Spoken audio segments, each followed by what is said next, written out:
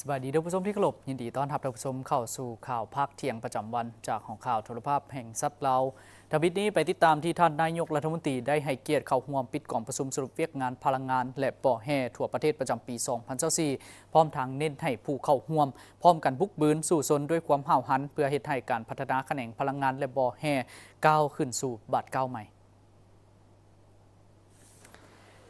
ภายหลังทานโพไซเซญสอนรัฐมนตรีกระทรวงพลังงานและบ่อแห่ได้รายงานย่อเกี่ยวกับผลของกองประชุมการจัดตั้งปฏิบัติเวียกงานพลังงานและบ่อแห่ประจำปี 2024 และแผนการปี 2025 แล้ว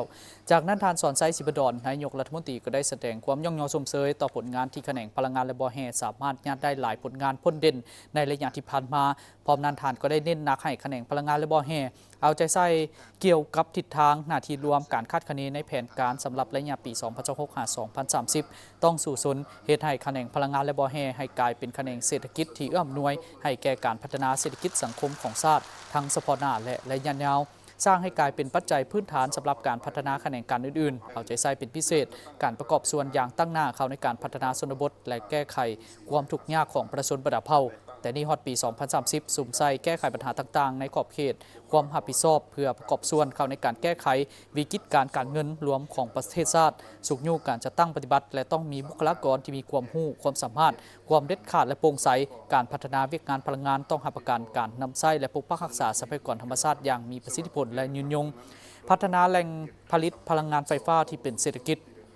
การขยายระบบสายส่งไฟฟ้าแนวใส่เพื่อตอบสนองความต้องการสมไส้ภายในเพื่อเป็นท่าแห้งในการพัฒนาเศรษฐกิจของชาติสมทบกับการพัฒนาเพื่อส่งออกสร้างรายรับให้แก่ประเทศชาติและสมไส้แก้ไขหนี้สินของรัฐวิสาหกิจไฟฟ้าลาวเป็นเถื่อละเก้าต้องเอาใจใส่ปรับปรุงการกำหนดแผนให้ละเอียดชัดเจนสมทบอย่างแน่นแฟ้นระหว่างการพัฒนาแหล่งผลิตกระแสไฟฟ้ากับการพัฒนาระบบสายส่งสถานีและการตลาดนอกนั้นต้องสุ่มใส่การกำหนดราคาไฟฟ้าให้เหมาะสมกับทุกฝ่ายในสังคมบริษัทสายส่งไฟฟ้าแห่งชาติต้องเคลื่อนไหวให้แข็งแรงกว่าเก่าเพื่อให้ไทยบทบาทเป็นผู้พัฒนาเวียกงานสายส่งแบบครบวงจรดึงดูดญาติเอาการร่วมมือลงทุนนับทางภายในและต่างประเทศลดผ่อนการแบ่งเบาภาระการลงทุนและหนี้สินของรัฐบาลสร้างเงื่อนไขให้การพัฒนา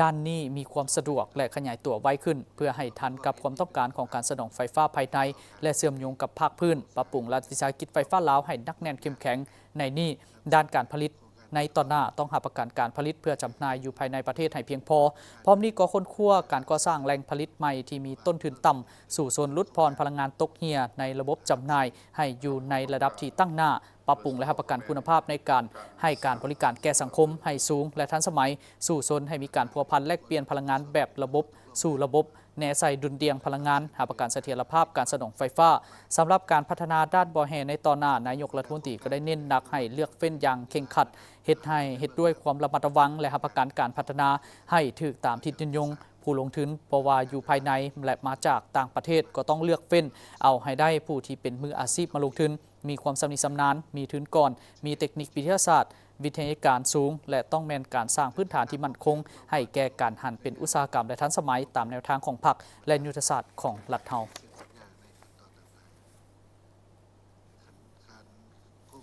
รัฐวิสาหกิจไฟฟ้าลาวจะตั้งปฏิบัติมาตรการแก้ไขปัญหาไฟบ่พอในระยะเร่งด่วนปี 2024-2026 และระยะกลางระยะยาว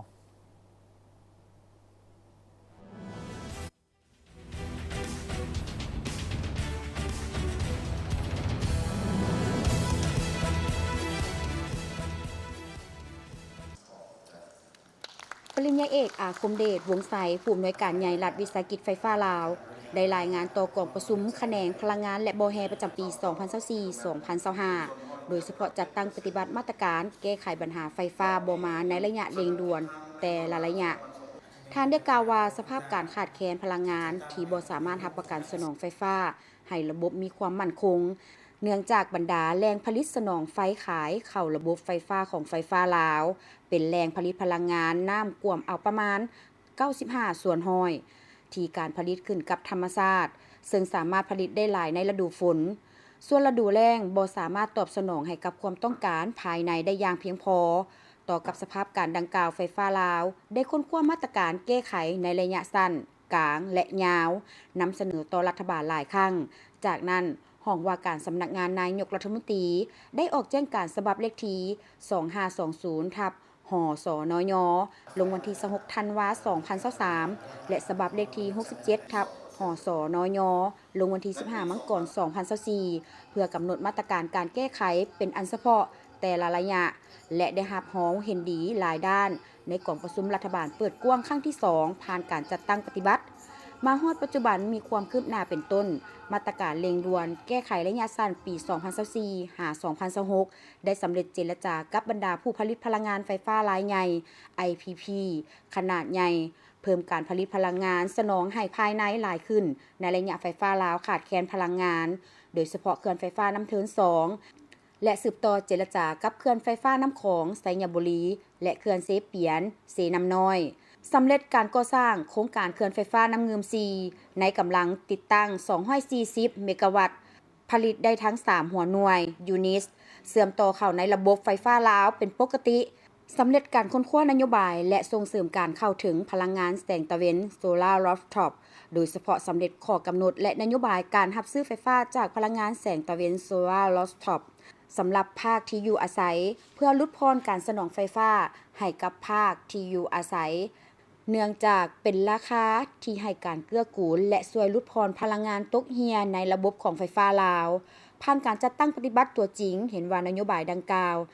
ยังบ่สามารถดึงดูดให้สังคมหันมานำใช้จากพลังงานแสงตะเวนโซลาร์รูฟท็อปด้วยเหตุผลราคาไฟฟ้าที่มีนโยบายรับซื้อบ่ทันแทนเหมาะไฟฟ้าลาวได้สืบต่อสมทบกับกรมเกี่ยวข้องของกระทรวงพลังงานและบ่แฮคนคว้าคืนนโยบายการรับซื้อเพื่อให้สามารถดึงดูดการเข้าถึงของสังคมนอกจากนั้นก็ได้สำเร็จการศึกษาค้นคว้าการรับซื้อไฟฟ้าจากโครงการพลังงานแสงตะเวนโดยเฉพาะแม่นระยะเร่งด่วนช่วงระยะ 2024 หา 2027 ในขอบเขตทั่วประเทศทั้งหมด 12 จุดรวมกำลังติดตั้งจำนวน 650 เมกะวัตต์ที่รับการเห็นดีด้านหลักการจากกระทรวงพลังงานและบ่แฮผ่านมาและอื่นๆส่วนมาตรการแก้ไขระยะกลาง 2027 หา 2030 เสนอให้รัฐบาลช่วยสงวนสิทธิ์โครงการพัฒนาไฟฟ้าพลังงานลมสนองภายในอยู่เขตเมืองยมราชแขวงขมวน เขตเมืองพิณแขวงสวรรณเขตและเขตเมืองดักจึงแขวงเสกอง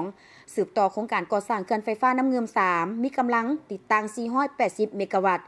ที่รัฐบาลเห็นดีด้านหลักการหันมาเป็นของไฟฟ้าลาวห้อยส่วนห้อยเพื่อสนองไฟฟ้าให้ภายในและอื่นๆที่กำหนดในมาตรการ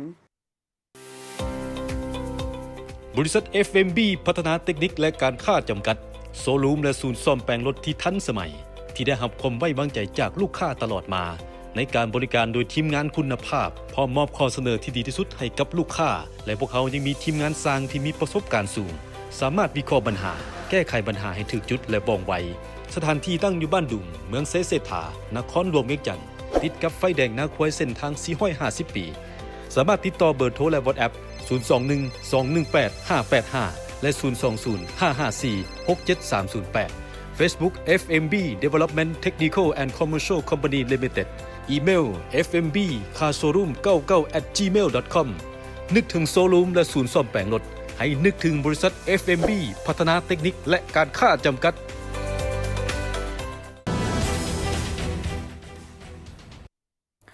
การแสดงศิลปะดนตรีพื้นเมืองผสมผสานการเต้นร่วมสมัยโดยการร่วมมือกันระหว่างลาวและญี่ปุ่นเพื่อเป็นการแลกเปลี่ยนวัฒนธรรมระหว่างลาวและญี่ปุ่นในท้ายอาทิตย์ที่ผ่านมาที่หอวัฒนธรรมแห่งชาติได้จัดการแสดงศิลปะดนตรีพื้นเมืองผสมผสานการเต้นแบบร่วมสมัยโดยการร่วมมือกันระหว่างลาวและญี่ปุ่นเพื่อเป็นการแลกเปลี่ยนวัฒนธรรมระหว่างลาวญี่ปุ่นและการร่วมมือกันระหว่างบริษัทฝั่งลาวสตูดิโอและบริษัทฝั่งลาวเป็นเกียรติเข้าร่วมโดยท่านนางสวนสวรรค์ปิญญเกตรัฐมนตรีกระทรวงแถลงข่าววัฒนธรรมและท่องเที่ยวมิท่านซูโตมุโคอิซุมิเอกอัครราชทูตญี่ปุ่นประจำลาวมีบรรดาท่านทูตตานุทูตแขกทั้งภายในและต่างประเทศงานครั้งนี้เป็นเพื่อเฉลิมฉลองสายพัวพันการทูตครบรอบ70 ปีระหว่าง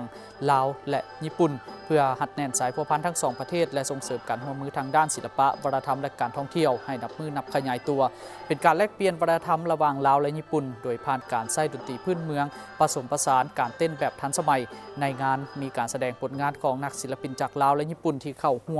วมกันสร้างเป็นการแสดงที่ทรงพลังอย่างมีชีวิตชีวาเกี่ยว ยวกับการเคลื่อนไหวของร่างกายและดนตรีเป็นประสบการณ์ที่ผสมผสานวัฒนธรรมที่สวยงามโดยมีนักแสดงและผู้ออกแบบการแสดงหลายกว่า50ท่าน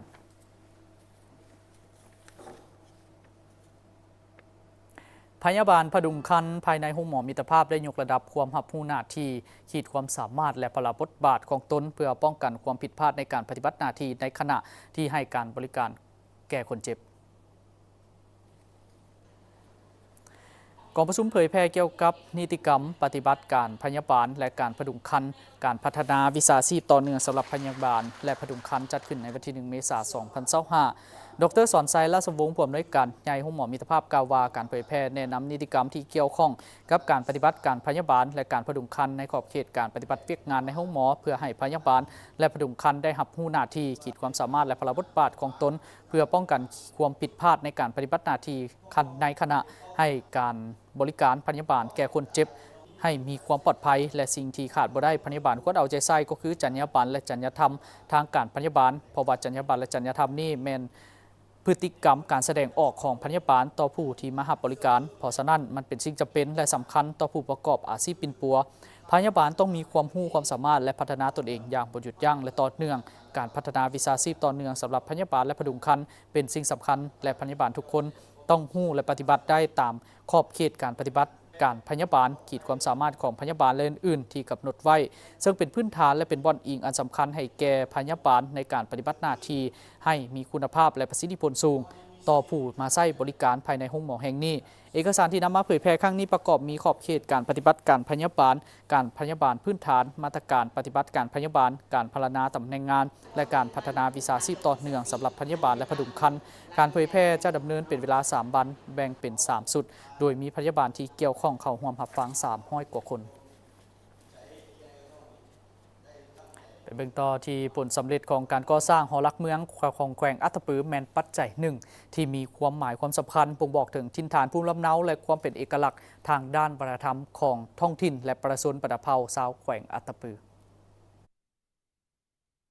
ท่านผู้ชมที่เคารพการก่อสร้างหอหลักเมืองของแขวงอัตตปือแม่นปัจจัยหนึ่งที่มีความหมายความสำคัญบ่งบอกถึงถิ่นฐานภูมิลำเนาและความเป็นเอกลักษณ์ทางด้านวัฒนธรรมของท้องถิ่นและประชาชนประดับเผ่าชาวแขวงอัตตปือติดตามได้จากรายงานแขวงอัตตปือตั้งอยู่ทางภาคใต้ของสาธารณรัฐประชาธิปไตยประชาชนลาวมีพลเมืองทั้งหมด 170,000 กว่าคนประกอบไปด้วย11ชนเผ่า140บ้านและ5เมืองคือเมืองสามัคคีไสเมืองสนามไสเมืองสานไสเมืองไสเสถาและเมืองภูวงมีประวัติความเป็นมาอันยาวนานซึ่งเริ่มมาตั้งแต่สมัยปฐมกาลก่อนคศ5ศตวรรษที่3เรียกว่าต่อมาในศตวรรษที่5ศตวรรษที่7เรียกว่าเมืองเหลาลงเป็นระยะที่ว่าบ้านเมืองได้รับการสร้างสร้างประติมากรรมที่มีห้องหอยลักษณะหินบูหานต่อมาในระหว่างศตวรรษที่7 5ศตวรรษที่8เป็นระยะที่สืบสานสร้างเมืองลามะหักลักษาและสืบสานมาฮอดศตวรรษที่21ในปัจจุบันฉะนั้นหินเศร้าบาซีมาก็แม่นมีความหมายหนึ่งที่แสดงให้ถึงการเต้าโหมความสามัคคีในการปักหลักตั้งบ้านไม้ถิ่นฐานภูมิลำเนาการดำรงชีวิตของคนสมัยก่อนและตกมาในปัจจุบันนี้แม่นมีความหมายความสำคัญทางด้านจิตใจของประชาชนบรรดาเผ่าในการเต้าโหมความสามัคคีให้เสิร์ชสู่จิตหนึ่งใจเดียวเป็นพลังบวกให้บ้านเมืองมีความสามัคคีรุ่งเรืองถือเอาการยกสูงคุณค่าทางด้านวัฒนธรรมให้สูงส่งและปรากฏตัวขึ้นอยู่ในสังคมสำหรับแขวงอัตตปือก็มีเอกลักษณ์เฉพาะตัวก็คือแขวงอัตตปือมีชนเผ่า11ชนเผ่าเพราะฉะนั้นหอหลักเมืองนี้เพิ่นจะมีการสร้างเป็นสัญลักษณ์ไว้ใน11ชนเผ่าไว้เพื่อเป็นบอนเต่าโฮมความสามัคคีของบรรดาประชาชนบรรดาเผ่าให้มีความรักหอมถนอมตุ่มกันมีความสามัคคีปรองดองรักแพงซึ่งกันและกันอันที่2สร้างเพื่อเป็นการเอกอ้างว่าสถานที่แห่งนี้เคยมีสิ่งสำคัญเพราะว่าในต่อไปข้างหน้าบ่ฮู้ว่าบ้านเมืองจะเป็นแนวใดเพราะฉะนั้นเฮาจึงสร้างหอหลักเมืองไว้นี่เพื่อเป็นจุด ใจกลางของแข็งเพื่อให้คนรุ่นหลังในต่อหน้าและในหลายร้อยปีต่อหน้าจะรู้ว่าโอ้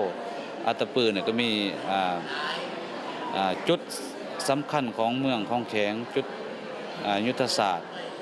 เกี่ยวกับประวัติศาสตร์ของแข็งเพราะฉะนั้นก็ต้องจำเป็นต้องได้สร้างไว้เพื่อให้ลูกหลานในต่อไปได้ศึกษาหำเฮียนค้นคว้าว่าโอ้ในสมัยแต่พ่อแต่แม่ในอดีตแต่ก่อนการก็เคยมีบรรดาการนำผู้ปกครองต่างๆก็สร้างเป็นสัญลักษณ์ไว้หอหลักเมืองแห่งนี้แม่นปัจจัยหนึ่งที่มีความหมายความสำคัญบ่งบอกถึงถิ่นฐานภูมิลำเนาและความเป็นเอกลักษณ์ทางด้านวัฒนธรรมท้องถิ่นของประชาชนบัดเผาซึ่งในเมื่อก่อนชาวบ้านได้มีการปฏิบัติกันตามฮีต12ก่อนจะมีการลงให้ลงนาตามประเพณีความเชื่อถือแม่นได้มีการเต้าโหมความสามัคคีขอบไว้บูชาหลักบ้านแล้วจึงลงให้ลงนาขอบไว้ถิ่นฐานเจ้าให้เจ้านาของแต่ละครอบครัวของภายเราเพื่อขอพรให้หักสมหักษาให้อยู่ดีมีแห่ง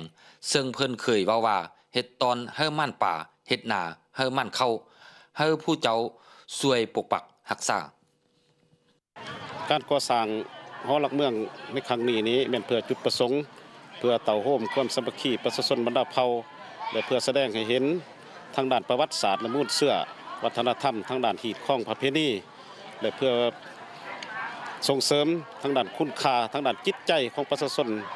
11เผ่าของชาวแขวงอัตตปือและก็เป็นบอนเอกลักษณ์บูชา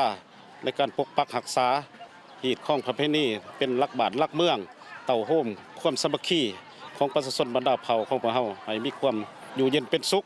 ประชาชนเฮาก็เคยนับถือหลักบ้านหลักเฮือนหลักไห้หลักหน้า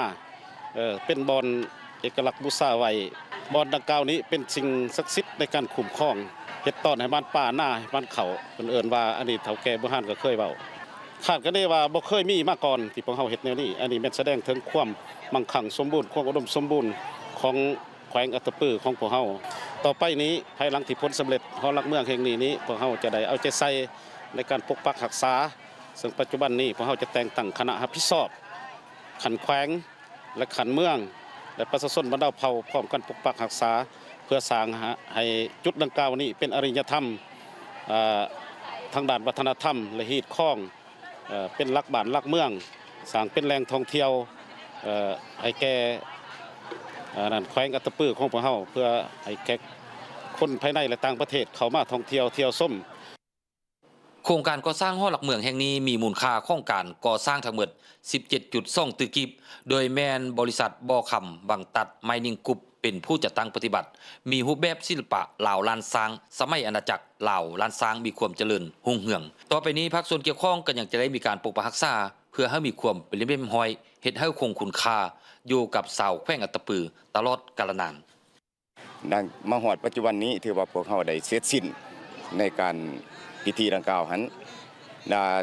ในญาติต่อไปอิงใส่ทิศสีนำของการนำของแขวงโดยเฉพาะแม่นทานเจ้าแขวงหันในการปกปักรักษาและคุ้มครองสถานที่ดังกล่าวหันจังซั่นในการปกปักรักษานี้พวกเฮาจะได้สร้างระเบียบในการคุ้มครองเนาะสร้างวาระในการเที่ยวซุ่มหั่นน่ะเนาะแล้วก็หลังจากนั้นพวกเฮาก็จะได้จัดตั้งเนาะโดยเฉพาะเป็นแขนงวัฒนธรรมนี้เนาะเป็นผู้ปกปักรักษาเป็นผู้เบิ่งแยงดูแลคุ้มครองเนาะเพื่อเฮ็ดให้สถานที่ดังกล่าวหันยืนยงคงตัวตลอดไปแล้วอันที่2นี้ต้องได้สมทบกับอำนาจการปกครองเมืองเนาะในบ้านที่สถานที่ดังกล่าวตั้งอยู่หันเพื่อให้มีส่วนร่วมในการปกปักรักษาเฮ็ดให้สถานที่ดังกล่าวหันคงตัวได้ยืนยงตลอดไป3ต่อมาเนาะถือว่าพวกเฮานี้จะได้สร้างกลไกเนาะในการคุ้มครองโดยเฉพาะแม่นปัญหาเกี่ยวกับสถานที่เนาะอัน2เกี่ยวกับการบริหารจัดการเนาะอัน3เกี่ยวกับสิ่งที่ระลึกที่แขกคนจะมาเที่ยวนี่พวกเฮาต้องมีสิ่งที่ระลึกเพื่อเฮ็ดให้แขกคนนี้จับอกจับใจที่มาท่องเที่ยวได้ก็อยากมาท่องเที่ยวอีกเจ้าหอหลักเมืองแห่งดังกล่าวนี้จะกลายเป็นสถานที่ที่สำคัญทางประวัติศาสตร์ที่แสดงให้เห็นถึงฮิตของประเพณีของคนลาวชาวพุทธที่มีมาตั้งแต่บูรณาการจนฮอดปัจจุบัน ด้วยการเต้าโฮมจิตใจความสามัคคีเป็นปึกแผ่นของประชาชนชาวแขวงอัตตปือ11เผ่าชนมาโฮมกันเป็นหนึ่งดวงใจอันประเสริฐมาไว้ที่นี่ ท่านผู้ชมจากนี้ไปติดตามรับชมข่าวตาม